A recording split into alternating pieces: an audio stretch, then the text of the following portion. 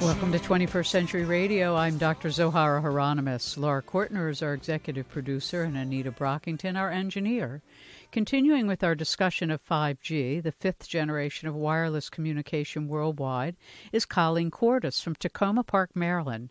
She joins us to talk about 5G, the specific efforts to make it safe now and in the future, and her own involvement in legislative action and public education on this and other issues. Colleen recently retired as Director of Outreach and Development from the Nature Institute. She has a special interest in collaborations promoting broad public participation in decisions about how to design and use technologies in ways that nurture the health of families, communities, and the rest of the natural world. She is the former Executive Director of Psychologists for Social Responsibility and has also served as the Psychology and Environment Fellow for Friends of the Earth and Psychologists for Social Responsibility. She helped found the nonprofit Alliance for Childhood, where she co-edited Fool's Gold, a critical look at computers in childhood, and was lead author of a related report, Tectonic, towards a new literacy of technology. Colleen is also former board co-chair of the Loca Institute, a nonprofit founded to promote a more democratic politics of technology. She's done other things. She's been a journalist covering science and technology in Washington, D.C. for the Chronicle of Higher Education, and she says she lives a short stroll outside Washington in Tacoma Park, Maryland. Thank you so much for joining us, Colleen. Thank you, Zoe. Great to be with you. Well, you have such a fascinating professional career. I mean, the combination of psychology, public policy, and technology, it's like you're made for this time. Yeah, I mean, my interest and my good fortune in terms of the mentors that I experienced in my life just really woke me up some years ago to the incredible social impacts that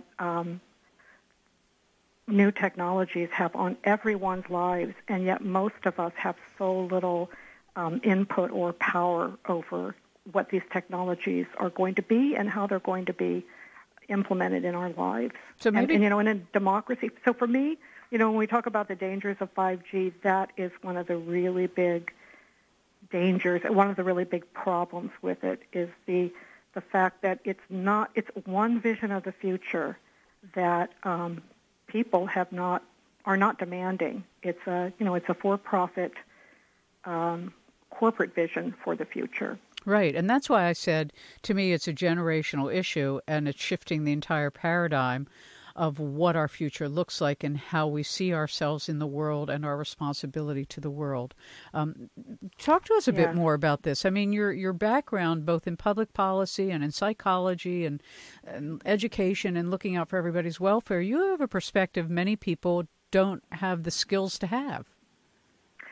Yeah, and I am not a psychologist, but I have covered psychology as a journalist, and I have worked with psychologists as the staff for Psychologists for Social Responsibility.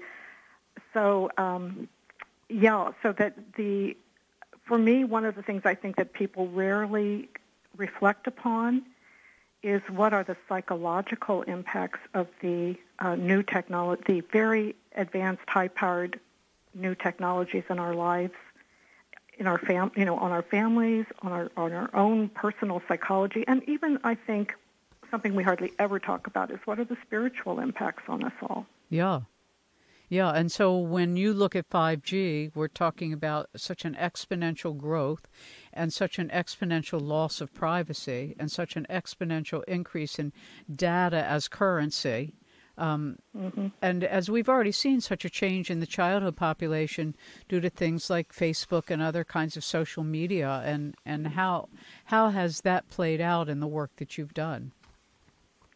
Well, this back around 2000, when a lot of people were just beginning to get on the internet, was when I was working with other wonderful people to help start the Alliance for Childhood. And at that point, we already were seeing the pressures kind of coming from businesses to really make parents think that their kids would never get a job if they weren't in front of a screen and, total whizzes with computers from kindergarten on. And that was exactly the opposite of what really sound developmental research shows children need, which is face-to-face time with caring adults and in the natural world and being very active physically and the arts and movement and so all of those things. And we've just kind of seen through the years that what we were concerned about, the technologies have just become more and more pervasive and invasive and powerful, and so real effect on children. There's a wonderful organization, Campaign for a Commercial-Free Childhood, which sponsors a yearly screen-free week, and they are really doing a good job of highlighting the issues now about how social media can have negative impacts on children when they're overwhelmed by commercial messaging, and just really kind of trying to find a new balance, to help parents find a balance in the role of advanced technologies in their own lives so they can model a healthy relationship to technology for their children in their family's life, and then for their young children especially to be focusing much more on the hands-on, face-to-face, real people, real nature, rather than so much of life lived through screens. Mm-hmm. And so 5G, there's an international protest, or we could call it an educational day, January 25th, 2020, worldwide. And for those in the listening audience, you can learn more about the various places in Washington, D.C., New York, and elsewhere, www.stop5ginternational.org. That's stop5ginternational.org. But I learned of your work from Kate Keel, and that you have been working in Tacoma Park, along with other residents of Tacoma Park, to try to bring some sanity to this whole effort to expand the 5G rollout and increase antennas and et cetera, et cetera. Share with us what you've been doing and how you got started. I mean, there are a lot of people in our audience who may never have taken part in any kind of citizen campaign and don't know how to do it. Yeah, well, I was a member of a wonderful group in Tacoma. Tacoma Park is a wonderful city. It has a wonderful progressive legacy, and people have moved there. Many people moved to Tacoma Park because they're looking for a town where being a community is really important to everybody, and being inclusive, celebrating our differences, making sure that we kind of pay attention to everybody's needs. It's aspirational. Of course, we don't always accomplish it, but it's a wonderful community. Yeah, I interviewed your mayor, by the way, a few years ago, and he was wonderful. Yeah. Yeah. So a group has kind of evolved over the last few years called Community Vision for Tacoma. And it's a volunteer group working for just the kinds of things I'm talking about, to kind of keep our progressive legacy to alive and help it grow as we face these really new, incredible challenges in the 21st century, social and ecological challenges. And so about a year ago, I guess it was like last October, there was a proposal at the county level to really relax the limits on what companies can do in terms of placing small cell towers in our public rights-of-way close to homes. There was a proposal to allow them to be within 30 feet. And our city government had no experience really with this idea. It's a relatively new idea to have small cell towers in public rights-of-way. And businesses love this idea. It's a great business model because they've gotten the FCC to really press local governments to only charge the costs that are associated for them. They can't try to make money off them. So if a Crown Castle or a telecom carrier wants to negotiate with a private owner to put a cell tower on top of the building, they have to negotiate. But if a company wants to put a small cell tower in a public right-of-way owned by a county or a city or a state, then the FCC says all you can charge them is what your reasonable costs are in regulating what they're doing and in taking care of your property. So all of a sudden, the city of Tacoma Park, the council, and the attorney were saying, oh, gosh, the FCC is pressing us. We have to pass something that will allow companies to put small cell towers in our rights of way, and we have to, we're probably going to have to do just what the county says, which means 30 feet away. And they were rushing to pass a new ordinance. Nobody knew anything about it. The residents knew nothing about it. And, neither they nor we, nobody in the city really understood this issue. So Community Vision for Tacoma basically said, whoa, let's have a community teach-in on this. We invited the mayor, and we had sort of like an ice freeze one time, so she was not able to come to our rescheduling. But we rescheduled on a Friday night. We had a packed room at the local firehouse. We had, a county council member, staffer there. We had Theodora, who I think you might know from Environmental Health Trust, and other local activists. Rick Meyer was there, and Susanna Goodman. These might be people you know, but they're very, very active and know a lot about these we issues. Interviewed Theodora Scorado from Environmental Health Trust. Yes, just a great resource, ehtrust.org. Yeah. If people are looking for a resource to find out about this issue that's very solid, run by scientists, ehtrust.org is a great and their place literature to go. is so usable. It's just wonderful. Yeah. So anyway, we had this great teach-in, and so many people came out, and we not only learned a lot, but we all heard how the really wise level of concern and basically people endorsing the idea of the precautionary principle.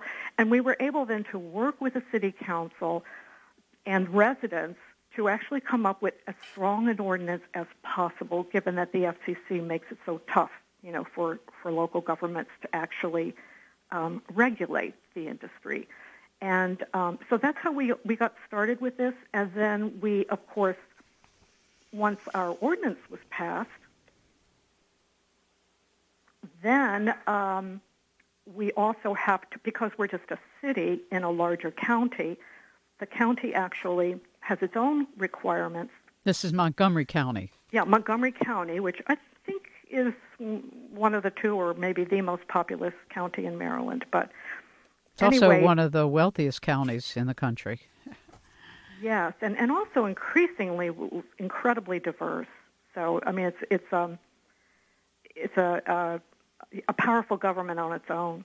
But anyway, it has its own rules and regulations, and the city of Tacoma Park is also limited by those. And now this year, there's a proposal that's come back at the county council level to again relax the limits on companies that want to put small cell towers line residential streets with small cell towers in our public rights of way. And again, the proposal is it's not quite as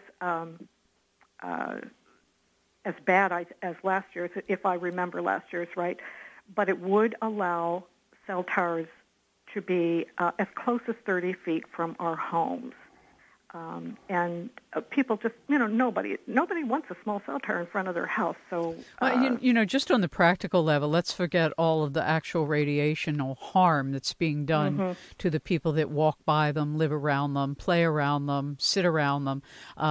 Is the property values go down, and that we already know, and it destroys the trees in general, so that hurts the topography. But we know it injures the property value of whoever's home it's by. Yeah. So that there is that reality that whether you believe that a small cell tower is unhealthy or not, it's going to be harder. A little harder to sell your house if you happen to be the unlucky neighbor who has it right in front of your house. Yeah, no question about it. Yeah, and it's going to be divisive, for communities. The other thing that I think we're seeing in Tacoma Park is that when companies come in and they want to, it's a totally new thing for them to be wanting to put small cell towers right in front of people's homes. And they don't know the communities they're going into. They'll go into a community where English is not the first language, put up a sign in English saying, oh, we're thinking of putting a small cell tower here. Nobody in the neighborhood, has any idea what that's about. So, if companies want I don't think that they've thought this through in terms of their, that's an understatement, in terms of the social responsibilities they are taking on by coming up with this plan of actually wanting to impose these small cell towers. Well, and I understand from somebody I interviewed, I don't know all of the details, but I do understand that the insurance companies have opted out of insuring technology companies that deal with these kinds of radiations, whether it's cell phone technologies or other wireless devices and apparatus. And it's so bad in the medical literature, if you actually take the time to read the medical and scientific literature, that if you follow the insurance industry, whether it's for sea level rise or electromagnetic radiation, when they bail out, you know it's bad.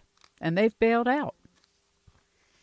Yeah, and that's my understanding, too. I'm not, I don't have the facts at my fingertips, but that's my understanding, too. And it also appears that the companies don't want to talk about that. They don't want to just come right out and say, yeah, we don't have insurance if it turns out that there are really negative health impacts from this stuff. Look, let's take a little break. We'll come back. We'll talk some more about some of the things you all are doing and some of the concerns you have.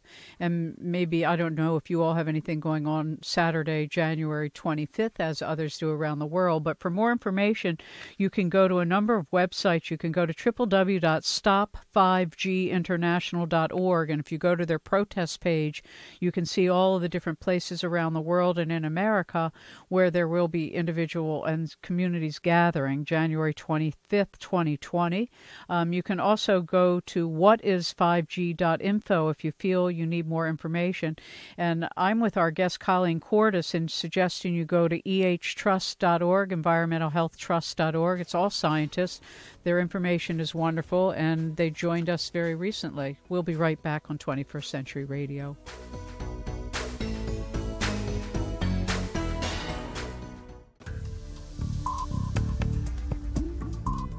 Hi, this is Patricia Wood. I'm the Executive Director of Grassroots Environmental Education, and I have just appeared on Dr. Zohara Hieronymus' show, 21st Century Radio, talking about wireless radiation and some other environmental health issues. For more information about the work that we do, you can go to grassrootsinfo.org. And then for the 5G issue, you can go to 5gcrisis.com and AmericansForResponsibleTech.org.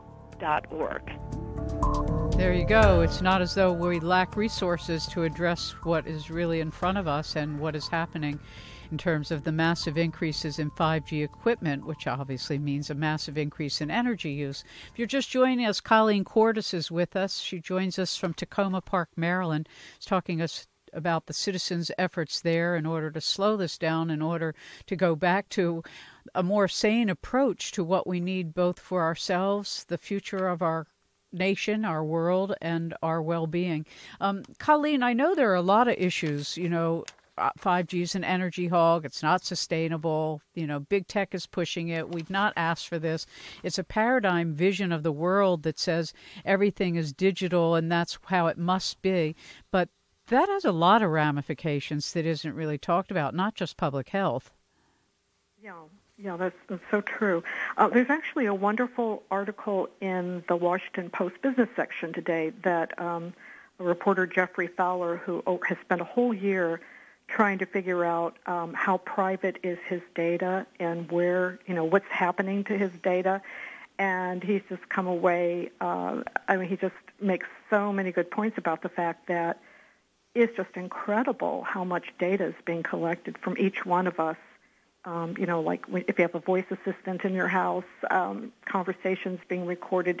He's got this wonderful little tidbit about, new cars that are recording. He says, my car records where I shop, what I listen to, and even how much I weigh. Yeah, it's amazing. Yeah, and so, on the one hand, people, might say, well, gee, I love all of these devices, and so somebody's collecting my data, but I don't really have anything to hide. But really, the whole point of collecting all this data, the surveillance, it's true of corporations, and I'm afraid of governments, authoritarian governments already are doing it.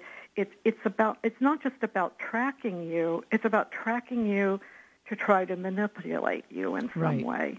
Right. Yeah. I know one person put it, it's made to look like we have thousands of choices, but we're all being pushed to a narrow entry into the pen. Basically like cattle when you go through the chute. And that's what, when I've interviewed experts in artificial intelligence and all of this, and they said, well, that's what's really happening.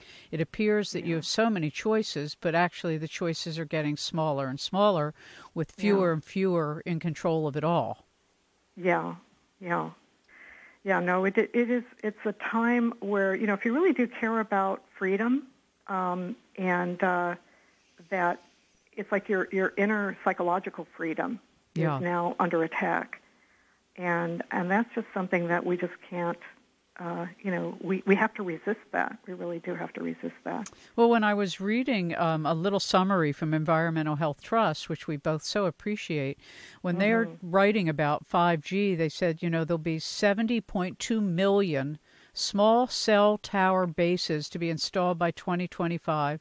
500 billion devices expected to be connected to the internet by 2030, and 8.9 billion mobile phone subscriptions. And so then when we start talking about the increase in energy use and global warming, it's significant. They're saying a 700% increase in mobile data traffic globally projected between 2017 and 2022. I mean, the whole landscape of the planetary experience will be different.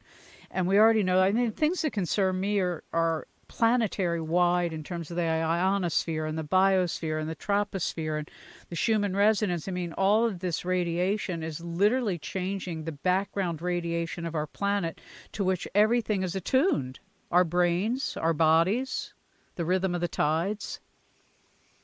Yeah. No, go on. Well, it's just unbelievable. As I told the audience when I first found out how big and nefarious this was, I was not balanced for about a month. I went around weeping, and then I just got furious, and now I'm a little more balanced because now I can see this isn't going to stop overnight. It deals with an entire planetary population saying, what kind of future are we creating for ourselves and those who will be born after us? Yeah, no, I really think that this is a time for, I think a lot of people are waking up to the fact that we're not going to be taken care of by people who design technologies. And my experience through the years in covering issues like companies trying to sell computers to, toddlers and that sort of thing, is that I have always assumed that the folks who are selling something like 5G truly believe in it. I do not assume that they're nefariously intending something or that they're evil people. The best salespeople are those who believe in their products, and I believe that the politicians who are really enthusiastic about this and the corporate folks, I think they really believe in it.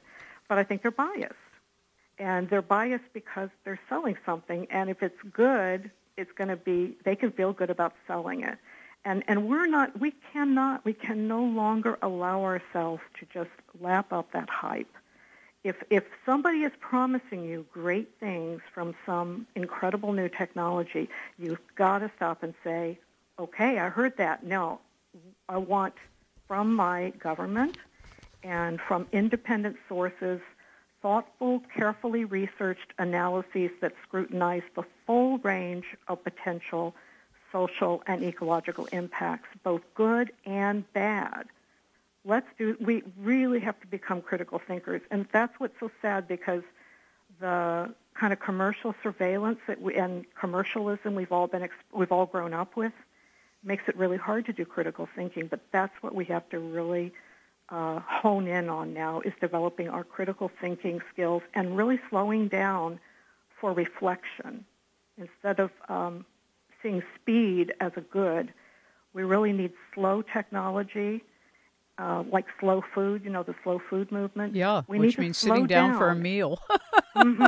Right. We need to slow down and think these things through and talk them through and insist that governments, before they enable this kind of stuff, actually fund the research that will give us what we need as as the voters, so that we can really do some thoughtful analyses and have a real active role in the decisions about what the technologies in our lives are going to be.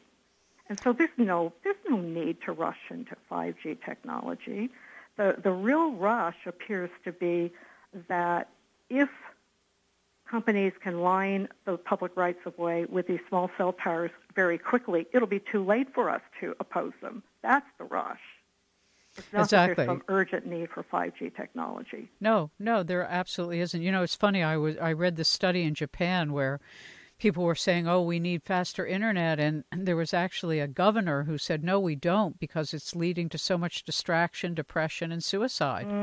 And what we already know, I mean, there was no pre-market safety testing for any of this technology, but there's enough research that's been done worldwide already on 4G and 3G and any kind of radio frequency and microwave and the millimeters that they're talking about using. Some are already used in military crowd control. I mean, we're talking about technologies that we already know do damage to biosystems, whether it's our brain, our hearts. It changes the heartbeat. A lot of people get they get arrhythmia from it.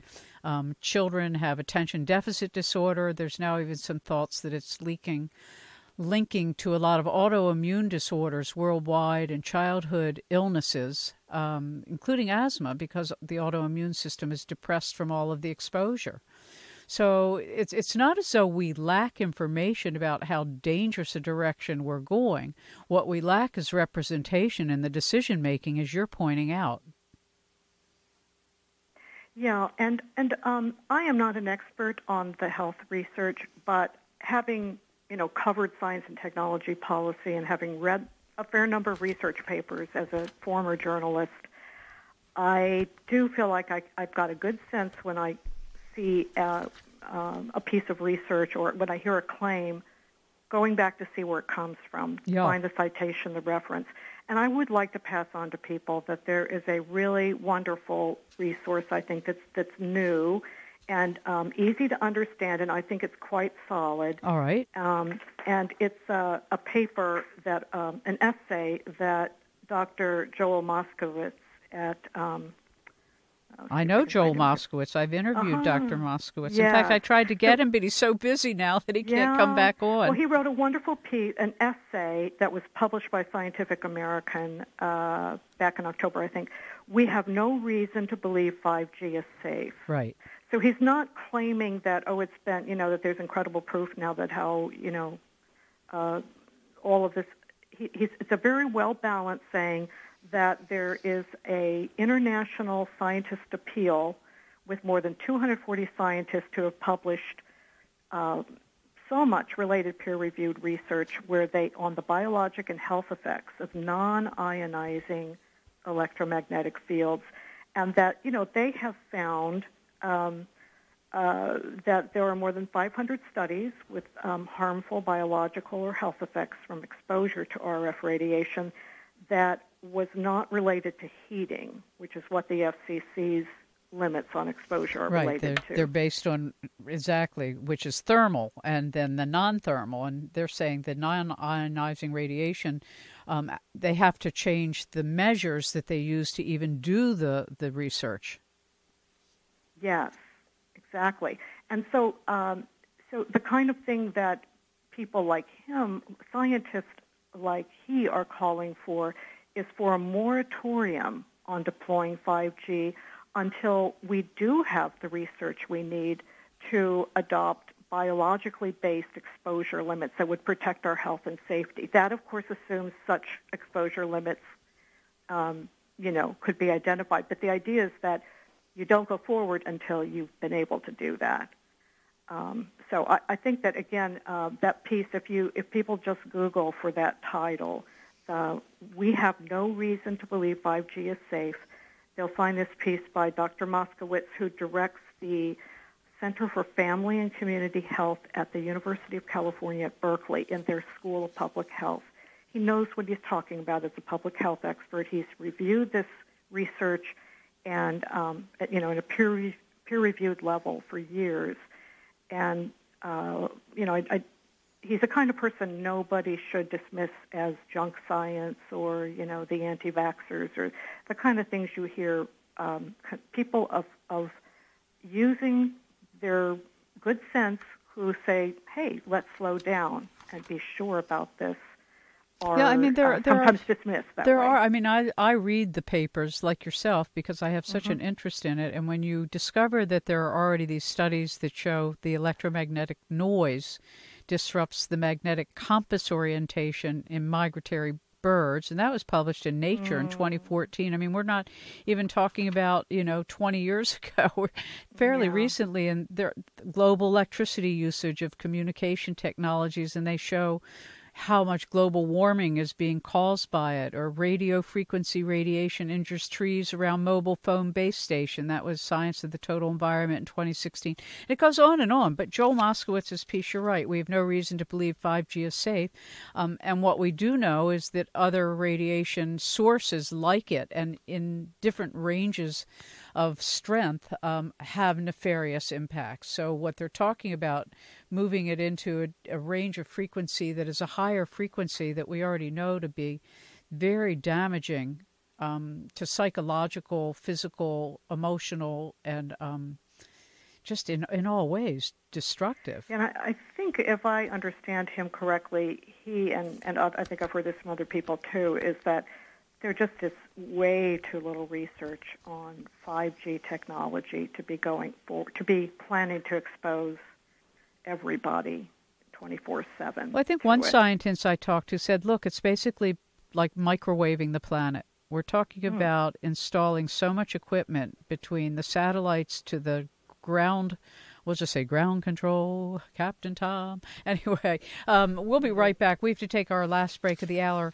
Colleen Cordes is with us. When we come back, Colleen, let's talk a little bit more about what you all are doing in Tacoma Park. And if you have any ideas for January 25th, 2020, when there will be community groups worldwide talking about the challenges we face and what each of us can do in our own lives and in our communities.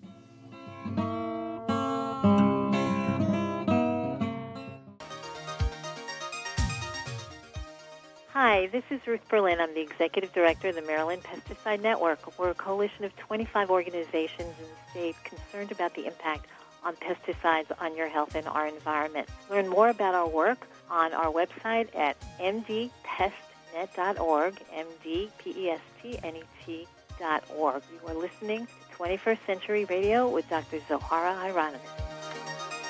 Welcome back to 21st Century Radio, and again, a 2-hour special on 5G, the 5th generation rollout of wireless technology. Online with us is Colleen Cordes from Tacoma Park, Maryland, where she and other members of the community are doing their best to stop any progress that's being made by installing these small antenna towers and doing a moratorium on it, which many cities have. In fact, there are like 200,000 signatories from 207 nations and territories who are trying to stop 5G on Earth, and you can learn more about them and the protests and gatherings worldwide on January 25th, 2020 at www.stop5ginternational.org. That's stop5ginternational.org.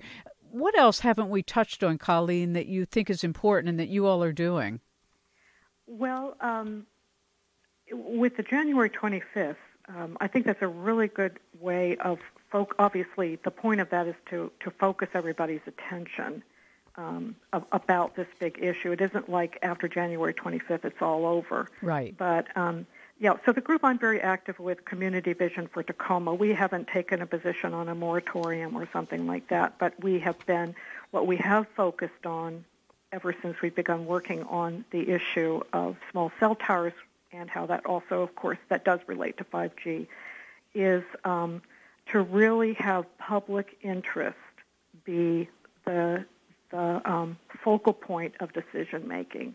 Protect the public, maximize public interest in any decision around small cell towers or around 5G.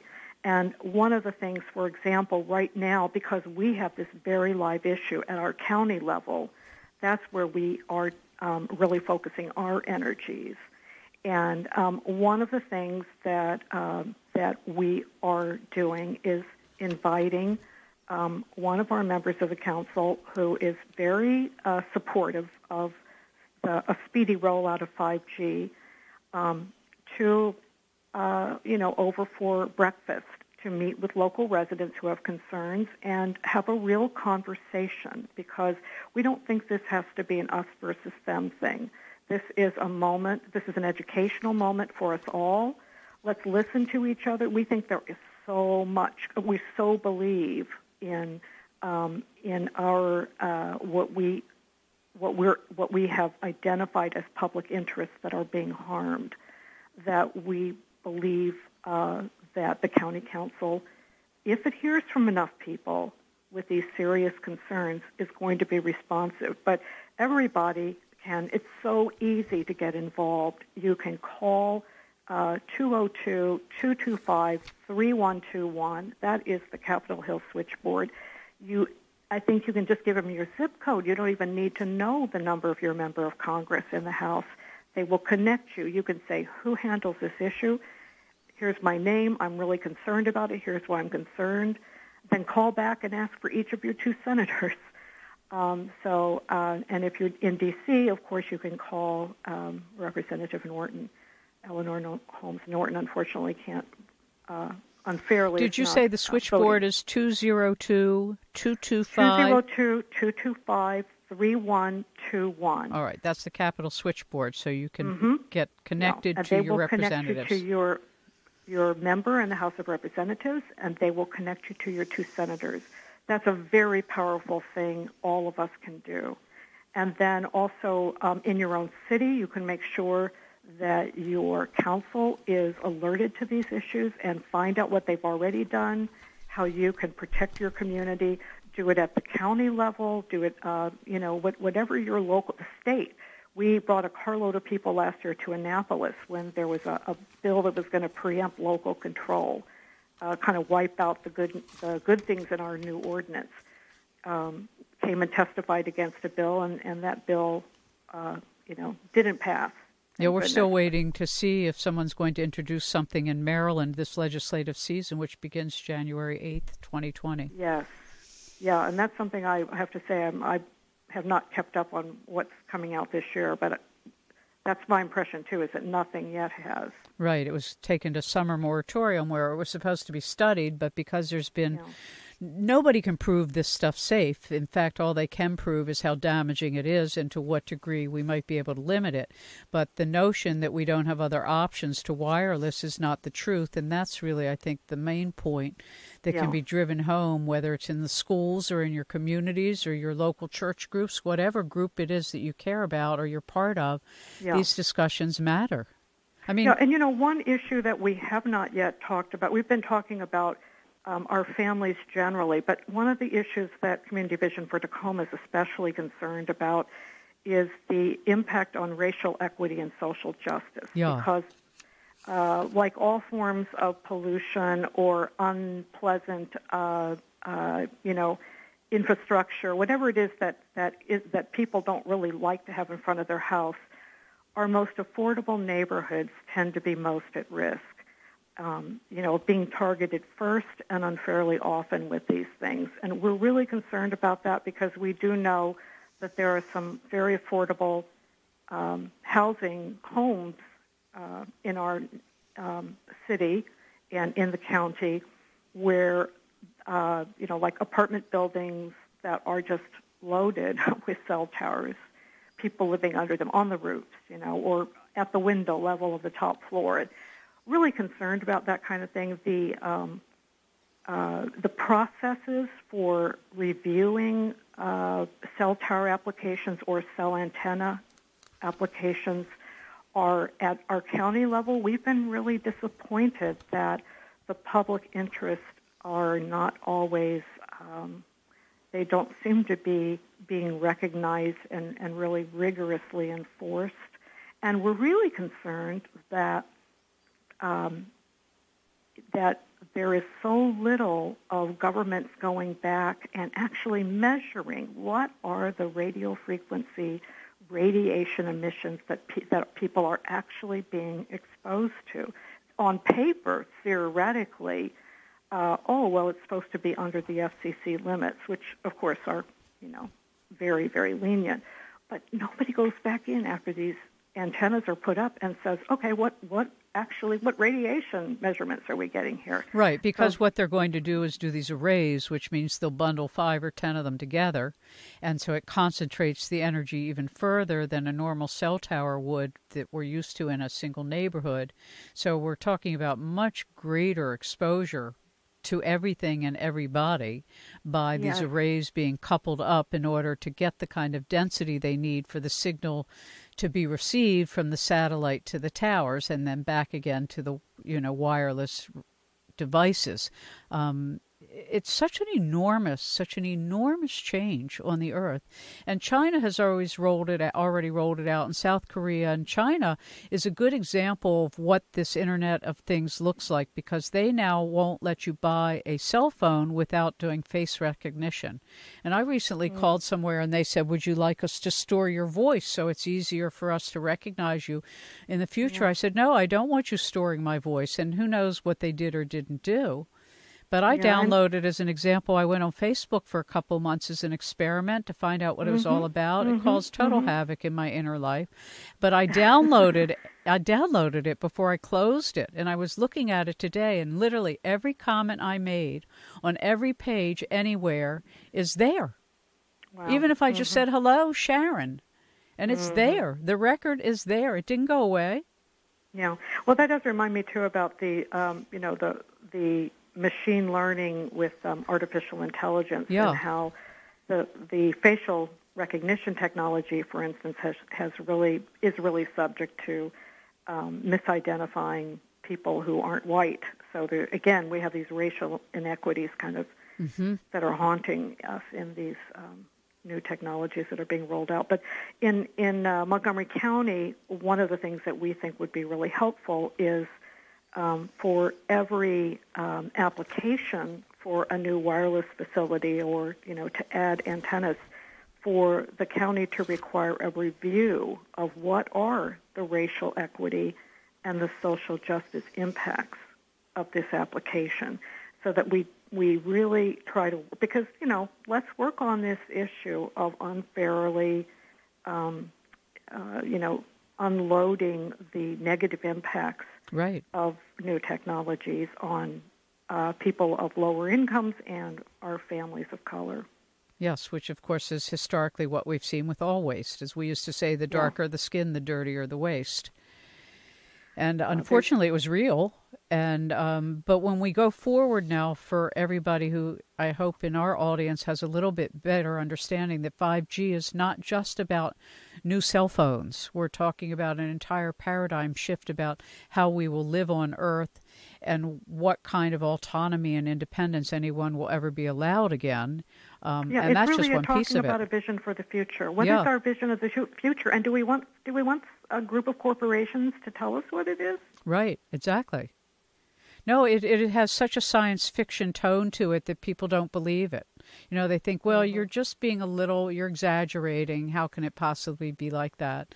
But when you start to go down line and realize they're going to have 500 billion devices connected to the internet by 2030, and a 60% increase per year in production of wireless peripherals, that's Bluetooth, speakers, we're talking about an industry that has yet to, it's almost at its infancy, and there isn't the ethical attendance to go with its development. That's the part that always concerns me, is we get these new scientific tools, but we don't have the ethical development to go with it.